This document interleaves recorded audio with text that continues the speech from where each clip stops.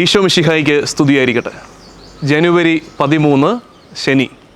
വിശുദ്ധ കുർബാന മധ്യേ നമ്മൾ വായിക്കുന്ന സുവിശേഷ ഭാഗം ലൂക്കായുടെ സുവിശേഷം 7-ാം അധ്യായം 18 മുതൽ 23 വരെയുള്ള വാക്യങ്ങളാണ്. ലൂക്കായുടെ സുവിശേഷം 7-ാം അധ്യായം 18 മുതൽ 23 വരെയുള്ള വാക്യങ്ങൾ. ഈ കഴിഞ്ഞ ദിവസങ്ങളിലൊക്കെ സ്നാപക യോഹന്നാനുമായിട്ട് ബന്ധപ്പെട്ട കാര്യങ്ങളാണ് നമ്മൾ കേട്ടുകൊണ്ടിരിക്കുന്നത്. മിനിഞ്ഞാന്ന് നമ്മൾ വായിച്ചത് എന്തായിരുന്നു? അവൻ വളരുകയും ഞാൻ കുറയുകയും വേണമെന്ന് യോഹന്നാൻ പറയുന്ന ഭാഗം. ഇന്നലെ സ്നാപക യോഹന്നാൻ്റെ തിരുനാൾ നമ്മൾ വെള്ളിയാഴ്ച ആഘോഷിക്കുന്നു. ഇന്ന് ശനിയാഴ്ച ഇന്നത്തെ വായനയും സ്നാപക യോഹന്നാനുമായിട്ട് ബന്ധപ്പെട്ട ഒരു ഭാഗമാണ്. അതിങ്ങനെയാണ്, ആ രംഗം മനസ്സിൽ കാണണേ. സ്നാപക യോഹന്നാൻ്റെ ശിഷ്യന്മാരെ യോഹന്നാൻ ഈശോയുടെ അടുത്തേക്ക് അയക്കുകയാണ്. വരാനിരിക്കുന്നവൻ നീ തന്നെയാണോ, അതോ ഞങ്ങൾ വേറെ ഒരുവനെ പ്രതീക്ഷിക്കണമോ? അപ്പോൾ ഈശോയുടെ മറുപടി, നിങ്ങളിവിടെ കാണുകയും കേൾക്കുകയും ചെയ്യുന്നത് അവനെ ചെന്ന് അറിയിക്കുക. അത് കഴിയുമ്പോൾ അവൻ തീരുമാനമെടുത്തുകൊള്ളും. ഒടുക്ക ഒരു ടാഗ് ലൈൻ, ഒരു എൻ ലൈൻ പറയുന്നുണ്ട്, എന്നിൽ ഇടർച്ചയുണ്ടാകാത്തവൻ ഭാഗ്യവാൻ. എന്നിൽ ഇടർച്ചയുണ്ടാകാത്തവൻ ഭാഗ്യവാൻ. ഈ ഭാഗം മുമ്പ് എപ്പോഴോ നമ്മുടെ ബ്ലസ് 364 എപ്പിസോഡിൽ നമ്മൾ ചെറുതായിട്ട് ധ്യാനിച്ചതാണ്. എങ്കിലും ഇന്ന് അതിൻ്റെ കുറച്ച് ആവർത്തനം ഉണ്ടാകാൻ സാധ്യതയുണ്ട്. പക്ഷേ ഇന്ന് നമ്മൾ ചിന്തിക്കുന്നത് 3 കാര്യങ്ങളാണ്.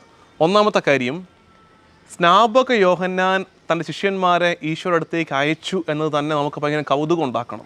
എന്തുകൊണ്ടാണ് കൗതുകം ഉണ്ടാക്കേണ്ടത്? നമുക്ക് വല്ലപ്പോഴുമൊക്കെ കർത്താവിൽ സംശയം തോന്നുന്നു മനസ്സിലാക്കാം. കർത്താവേ, ഇതൊക്കെ ഉള്ളതാണോ? ചിലപ്പോൾ നമുക്കും തോന്നിപ്പോവും. ഭയങ്കര ഭക്തിയോടെ കുർബാനയൊക്കെ അർപ്പിക്കുന്നു, ജപമാലയൊക്കെ ചെല്ലുന്നു, ബാക്കി ഭക്താഭ്യാസങ്ങളെല്ലാം ഓക്കെ. എല്ലാം കഴിഞ്ഞിട്ടൊരു ദിവസം നമ്മൾ ചോദിക്കും, എൻ്റെ പൊന്നു കർത്താവേ, നീ ഉള്ളതാണോ? ഇതൊക്കെ ഉള്ളതാണോ? ഈ കാര്യങ്ങൾ ഞാൻ ചെയ്യുന്നതൊക്കെ ശരിയാണോ? അതോ ഇതൊക്കെ വെറുതെ പലരും ആരോപിക്കുന്ന പോലെ അന്ധവിശ്വാസങ്ങളുടെ പുറകെയാണോ ഞങ്ങളും ജീവിക്കുന്നത് എന്നൊക്കെ തോന്നിപ്പോകുന്നൊരു സ്ട്രഗിൾ, ഒരു ക്രൈസിസ് നമ്മുടെ ജീവിതത്തിലുണ്ടാകും. നമുക്കുണ്ടാകുന്നത് സ്വാഭാവികം. സ്നാപക യോഹന്നാൻ ഉണ്ടായെന്നുള്ളതാണ് നമുക്ക് അത്ഭുതം. എന്താ കാര്യം? ഈ സ്നാപക യോഹന്നാനാണ് ഈശോയെ ലോകത്തിന് പരിചയപ്പെടുത്തി കൊടുത്തത്. ഇതാ ലോകത്തിൻ്റെ പാപങ്ങൾ നീക്കുന്ന ദൈവത്തിൻ്റെ കുഞ്ഞാടെന്ന് പറഞ്ഞു പരിചയപ്പെടുത്തിയവൻ.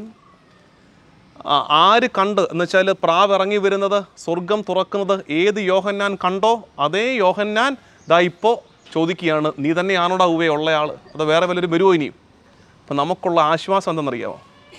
സ്നാപക യോഹന്നാന് പോലും സംശയം ഉണ്ടായെങ്കിൽ വല്ലപ്പോഴുമൊക്കെ നമുക്കൊരു സംശയം ഉണ്ടായാലും സാരമില്ല. നമുക്കൊക്കെ സംശയം ഉണ്ടാവുക സ്വാഭാവികമാണ്. നിങ്ങൾ ചിന്തിക്കരുത്, നല്ല രീതിയിലൊക്കെ ക്രിസ്തീയ വിശ്വാസം കിട്ടി, നല്ല അപ്പനും അമ്മയും നല്ല പരിശീലനം കിട്ടി, ചെറുപ്പത്തിൽ സൺഡേ സ്കൂളിൽ പോയി കാറ്റഗിസം പഠിച്ചു, അൾത്താര ബാലനായിട്ട് നിന്നു, എന്നിട്ട് ഇപ്പോൾ എന്താ എനിക്ക് സംശയം? സ്നാപക യോഹന്നാന് വരെ സംശയം ഉണ്ടായില്ലേ? പിന്നെ ഉണ്ടായിക്കൂടെ? അതുകൊണ്ട് ചില സംശയങ്ങളെ അതിൻ്റെ വഴിക്ക് വിട്ടേക്ക്, സംശയങ്ങളെയൊക്കെ അതിൻ്റെ വഴിക്ക് വിട്ടേക്ക്. സെക്കൻഡ് സ്റ്റെപ്പ്, അത്തരം സംശയങ്ങൾ ഉണ്ടാകുമ്പോൾ കർത്താവിൻ്റെ ഉത്തരം എന്താണ്? ഈശോ പറയുന്നു, ഇവിടെ കാണുകയും കേൾക്കുകയും ചെയ്യുന്ന കാര്യങ്ങൾ പോയി പറയുക. അതായത് പ്രിയമുള്ളവരെ, വളരെ പ്രാക്ടിക്കലായിട്ട് പറയട്ടെ, നമ്മുടെ ലൈഫിൽ ഒരു ഫെയ്ത്ത് ക്രൈസിസ് ഉണ്ടാകുമ്പോൾ ദൈവം ഉണ്ടോ, ഇതൊക്കെ ശരിയാണോ എന്നൊക്കെ ചോദിക്കുന്നൊരു മൊമെൻ്റ് ഉണ്ടാകുമ്പോൾ നമ്മൾ ചെയ്യേണ്ടത് വളരെ സിമ്പിളായിട്ട് ഇത്രയേ ഉള്ളൂ: സിറ്റ് ക്വയറ്റ്, സമാധാനപ്പെട്ടിരിക്കുക. ക്രൈസിസ് ഉണ്ടാകുമ്പോൾ പിന്നെ വെപ്രാളപ്പെടരുത്. പിന്നെയും പ്രാർത്ഥനകളുടെ എണ്ണം കൂട്ടുകയോ ഭയങ്കര ഭക്താഭ്യാസങ്ങൾ കാണിക്കുകയോ ഒന്നും വേണ്ട. ഒന്ന് സമാധാനത്തോടെ ഇരുന്നേ. എന്നിട്ട് എന്ത് ചെയ്യണമെന്ന് അറിയാമോ? നമ്മുടെ ജീവിതത്തിൽ ഇന്നോളം ദൈവം ഇടപെട്ടതിനെയൊക്കെ ഓർത്തെടുക്കണം. എൻ്റെ പിറവി തൊട്ട് ഇന്ന് വരെ ദൈവ സാന്നിധ്യം അനുഭവിച്ച മൊമെൻറ്റ്സിനെയൊക്കെ ഓർത്തെടുത്തേ. അന്ന് എനിക്ക് ഒരു സഹായവും കിട്ടാതെ ഞാൻ വലഞ്ഞിരുന്ന നേരത്ത് കർത്താവ് ഇടപെട്ടത്. അന്ന് ഞാനിങ്ങനെ സങ്കടപ്പെട്ട് ഇങ്ങനെ ഒരു നിലയില്ലാ കയത്തിലേക്ക് ആണ്ടാണ്ട് പോയപ്പോൾ കർത്താവ് ഇങ്ങനെ കൈ പിടിച്ച് പൊക്കിയത്, എത്ര അനുഭവങ്ങൾ കാണും. അതെല്ലാം ഓർത്തെടുത്ത് കഴിയുമ്പോൾ ഉണ്ടല്ലോ, നമ്മുടെ എല്ലാ ക്രൈസിസും മാറിയിട്ട് നമ്മൾ പറയും, oh lord, we believe in you, ഞങ്ങൾ നിന്നിൽ വിശ്വസിക്കുന്നു. അതിനി ആരുടെ സഹായം വേണ്ട, ഞങ്ങളുടെ ജീവിതം കൊണ്ട് ഞങ്ങൾ അറിഞ്ഞതാണ്, ഞങ്ങൾ അറിയുകയും അനുഭവിക്കുകയും ചെയ്ത കാര്യങ്ങളെ. അതാണ് ഈശോ പറയുന്നത്, കാണുകയും കേൾക്കുകയും, നിങ്ങൾ കാണുകയും കേൾക്കുകയും ചെയ്തതെല്ലാം ചെന്ന് യോഹന്നാനോട് പറയുവിൻ. ഒടുവിലത്തത്, മൂന്നാമത്തെ ചിന്ത, എന്നിൽ ഇടർച്ച ഉണ്ടാകാത്തവൻ ഭാഗ്യവാൻ. എന്നിൽ സംശയം ഉണ്ടാകാത്തവനല്ല, ആ സംശയം ഇടർച്ചയായിട്ട് മാറാതിരുന്നാൽ മതി.